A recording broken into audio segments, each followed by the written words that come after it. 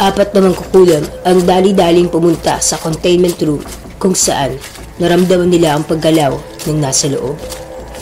Samahan mo na rin ang pagsigaw ng kanilang kasama. Nang makarating na sila sa pintuan ng containment room, nakasarado ito. Hindi nila alam kung nakatakas ba ang babae o maaaring nasa loob lamang ito. Ganun pa man, hindi na nagdalawang isip na pumasok sa loob ang dalawang lalaki, samantalang lumabas naman ang pares ng babae at lalaki para tingnan kung nakalabas ang kanilang binabantayan. Nasa gitna na sila ng kagubatan, ngunit wala naman silang nararamdamang kakaiba. Wala ring bakas ng kahit anumang individual ang nasa paligid. Dali-dali silang bumalik sa loob nang madatnan nila ang pintuan na nakasarado pa rin, ngunit meron ng kakaiba. Sa bandang paanan ng pintuan ay mayroong pulang likidong umaagos mula sa loob. Pagkabukas nila ng pintuan ay pareho sila nagpalit ng anyo. Mula sa pagiging mortal na tao ay nag-anyong lobo at halimaw ang dalawa. Dito sila nagkaroon ng tatanging lakas, bilis at iba pang katangian ng lobo at halimaw. Puno ng dugo ang paligid na animoy may nangyaring digmaan sa loob. At doon sa gitna ay nakita nila ang babaeng nakakulong lamang kanina at hindi makagalaw dahil sa panghihina. Kinakain nito ang mga namatay nilang kasamahan. Umatake na agad ang lalaki bago sundan ng babaeng kasama. Bago pa nila tuluyang atakihin ang dalaga ay lumingon na agad dito sa kanilang direksyon bago mabilis na umiwas. Mukhang mag-iiba ang kanilang plano dahil mabilis pa rin kumilos ang babae kahit ito'y puro sugat at nanghihina. Tila ba nabasa naman nila ang iniisip ng isa't isa nang mabilis na kumilos ang lalaki upang sakmalin si Maria.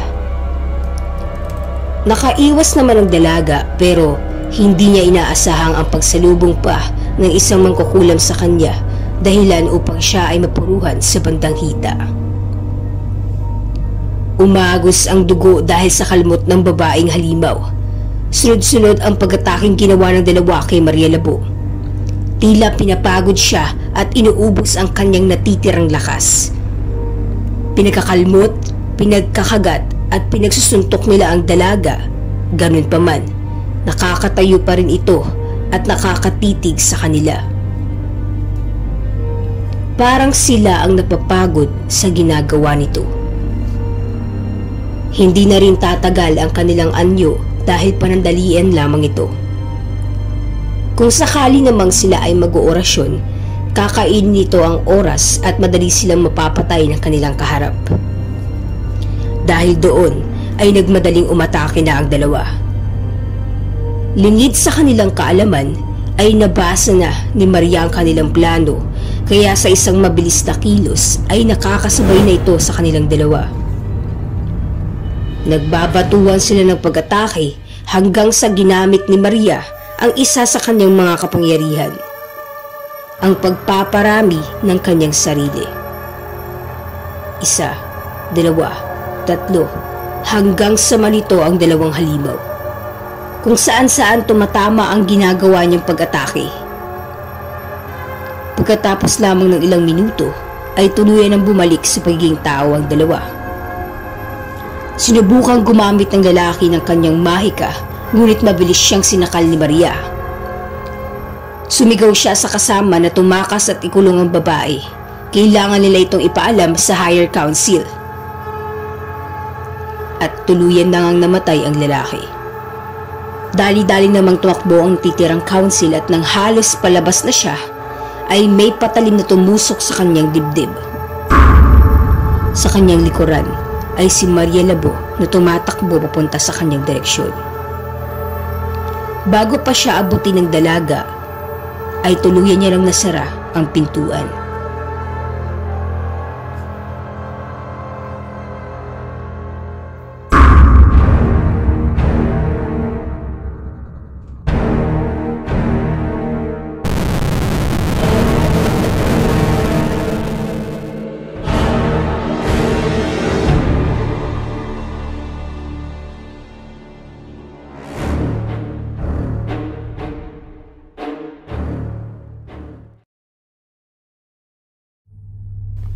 Sa pagpapatuloy ng kwento, mayroong pagpupulong na nagaganap sa pagitan ng mga konsehal nang biglang tumunog ang pintuan. Dahan-dahan itong bumukas hanggang sa bumungad sa kanilang harapan ang isang babae. Puno ito ng dugo at tila ba anumang minuto ay mawawalan na ito ng hininga. Meron siyang binanggit na salitang nagpatayo sa lahat ng mga nasa loob at nagpakilos sa kanilang lahat. Mabilis na lumabas si Nato sa loob ng kwarto bago tuluyang sinara ang pinto. Gagawin niya ang lahat upang hindi mapahamak ang kanyang kapatid at iba pang kasamahan. Nilampasan na niya ang bangkay ng babaeng kanina lamang ay nakatayo pa sa pintuan. Alam niyang nasa masamang sitwasyon silang lahat nang marinig niya ang sinabi kanina ng yumao niyang kasama. Mariela po. Iyon lamang ang kinakailangang marinig ni Nato para kumilos at pigilan ang kanilang bihag. Tumungo siya sa direksyon kung nasaan ang lugar na pinaglagyan ni Maria nang madatnan niya ang dalaga sa pintuan. Hindi niya pa ito nakikita pero alam niyang siya si Maria. Pinagsusuntok ni Maria ang pintuan, nagwawala, pinipilit makalabas sa labas. Lumapit si Nato sa kanyang harapan bago buksan ang pinto. Agad na umamba si Maria Labo pero hindi niya natuloy ang kanyang pag-atake nang makita niya kung sino ang kanyang kaharap. Sumama ka sa akin. Iyon lamang ang sinabi ni Nato bago ito naglakad pabalik sa kanyang kinaroroonan. Hindi alam ni Maria kung bakit kusang gumalaw ang kanyang katawan, sundan ng lalaki at kumalma.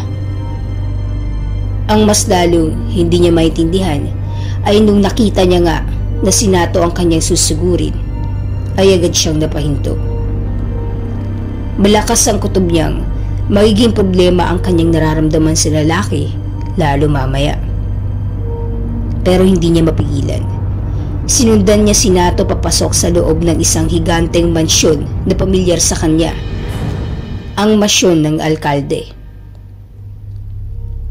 Doon niya nakita na nag-aabang ang 4 na lalaking nakasuot ng mahabang taklob, itim tulad ng iba pa nilang kasama. Tinapik lamang ni Nato ang balikat ng isang lalaki at tuluyan na itong umalis. Agad namang nag-ibang anyo ang 4 na lalaki. Mula sa pagiging tao ay naging mga nakakatakot na lobo at sabay-sabay na inatake si Maria. Mabilis namang tumugon ang nangihinang katawan ng dalaga upang iwasan ang mga pag-atake ng mga ito sa kanya. Habang tinitingnan niya ang lumalayong figura ng lalaking kanyang iniibig, nabubuo naman ng galit sa kanyang damdamin dahil sa pangalawang pagkakataon, siya ay tinalikuran ng lalaking gusto niya. Dahil dito, isinantabi ni Maria ang kalungkutan sa kanyang puso at hinayaan na manaig ang kanyang galit. Sa pangalawang pagkakataon, muling lumabas ang katauhan ni Maria Labo, isang babaeng napakaganda ngunit sobrang nakakatakot. Naglabasan ang mga matatalas na uko, ganun din ang mga naglalakihang pakpak mula sa likuran ni Maria. Tila ba napako sa kinatatayuan ang mga magkukulam at hindi sila makagalaw dahil sa kung anumang puwersa. Naglalagablab ang paligid ni Maria Labo at nang matauhan na ang mga kalaban, sila rin mismo ay nag-ibang anyo. Naging nakakatakot na engkantong mayroong malalaking katawan ang mga lalaki. Sabay-sabay silang nagpakawala ng nakakatakot na alulong bago sumugod sa kanilang kalaban. Hindi rin nagpatinag ang dalaga at gamit ang angking lakas, sabay-sabay niya rin kinaharap ang mga kalaban kahit na sila ay lamang sa bilang. Maririnig ang suntok, sipa, kalmot at pag-atake ng bawat isa sa gitna ng kagubatan. Si Nato ay nagmamadaling pumunta sa loob ng counsel's office bago hanapin kung asan ang kanyang kapatid. Mabilis niyang isinambit ang masamang balita bago utusan ng isang miyembro ng council Nabantayang mabuti ang kanyang kapatid at ang kanilang leader. Pinapunta niya sa isang lagusan ang tatlo. Bago pa tuluyang magprotesta si Isabel, ay tuluyan ng isinara ni Nato ang pintuan. Kasabay naman nun, ang nakakabinging sigaw galing sa labas. Alam niya na kagad ang kanyang kakahantungan.